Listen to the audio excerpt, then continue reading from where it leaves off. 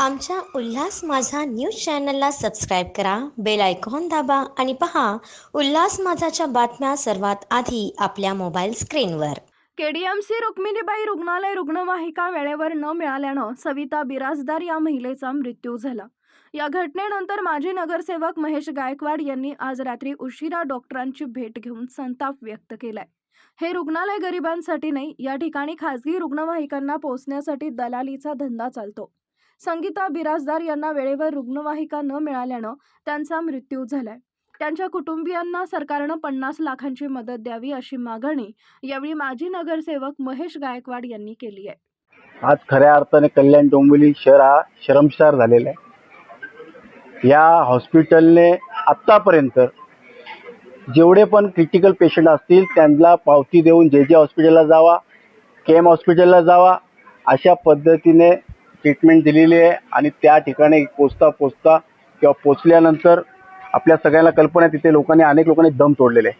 आज जागृत मीडियाच्या माध्यमातून, पत्रकारांच्या माध्यमातून हे आज उघडकीस आले. हे दररोज होते. आम्ही अनेक वेळा या हॉस्पिटलला आलेले. आपण जर एखादा आपला नातेवाईक असू दे, मित्रपरिवार असू दे, कोणी कल्याणपुरीतला एखादा गरीब माणूस मेला ना, त्याचं पोस्टमॉर्टम जर इथे करायचं असेल ना, तर या ठिकाणी रात्रीच्या वेळेस आल्यानंतर सांगतात की आम्ही उद्या करून देऊ पोस्टमॉर्टम. म्हणजे अशा पद्धतीचं ह्या हॉस्पिटलमधलं काम करण्याची पद्धत आहे. हे पूर्णपणे नाकर्ते लोक या ठिकाणी बसवलेले आहेत. आज मी यांना सांगितलं की आपण या ठिकाणी आपल्याला इथे ट्रीटमेंट करायला जर एखादा ॲक्सिडेंट झालेला पेशंट आला किंवा एखादा क्रिटिकल पेशंट आला तर तुमच्या लोकांना जर इकडे कोणत्याही प्रकारचं इकडे सुखसुविधा नाही, तुम्ही एवढे वर्ष काय झोपले होतात का?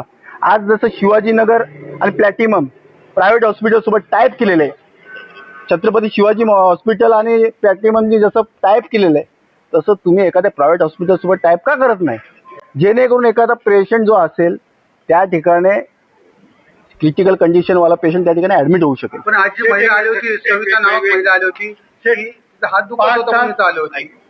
5 तास ॲम्ब्युलन्स उपलब्ध नाही. हा ग्रामीण भाग नाहीये, शहरी भाग आहे.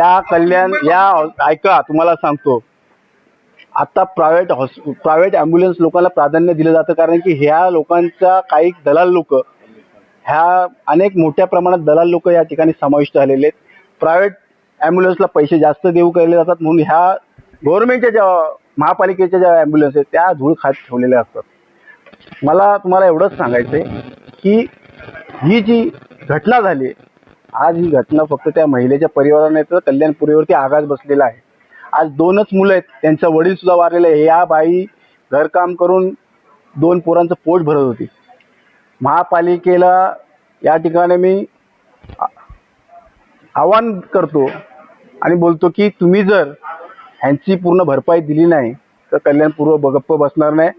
तुम्ही लवकरात लवकर त्या परिवाराला त्यांचा मोबदला, त्यांच्या परिवाराला तुम्ही कितीही दिला, अफाट पैसे दिले तर गेलेला माणूस काय परत येणार नाही. पण त्या 2 मुलांच्यासाठी महापालिकेने नवनिर्वाचित आयुक्त गोयल सर यांना मी विनंती करतो की आपण त्यांना महापालिकेच्या माध्यमातून त्यांना धनराशी द्यावी, मोठ्या प्रमाणात द्यावी, 50 लाख रुपये द्यावेत त्यांना. त्याचप्रमाणे त्यांच्या घरातल्या एका मुलाला नोकरी द्यावी, जेणेकरून येणाऱ्या काळामध्ये त्यांचं घरचं निवारण चालेल.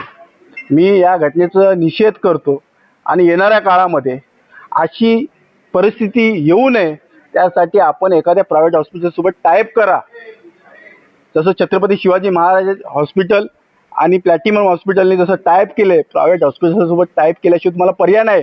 KM हॉस्पिटलला आणि जे हॉस्पिटलला कल्याण शहराच्या पेशंटसाठी जागा नाही आहेत. तिकडचेच पेशंट रोडवरती आणि हॉस्पिटलच्या गॅलरीमध्ये दम तोडतायत. त्यामुळे मला एवढंच बोलायचं की इथे गरीब लोक जगू शकत नाही. गरीब लोकांना मरायचंच आहे. आजारी पडला, ॲक्सिडेंट झाला, त्याला मरायचंच आहे. या हॉस्पिटलमध्ये त्याला ट्रीटमेंट मिळूच शकत नाही, अशी परिस्थिती आहे हॉस्पिटलची. आमच्या उल्हास माझा न्यूज चॅनलला सबस्क्राईब करा, बेल आयकॉन दाबा आणि पहा उल्हास माझाच्या बातम्या सर्वात आधी आपल्या मोबाईल स्क्रीनवर.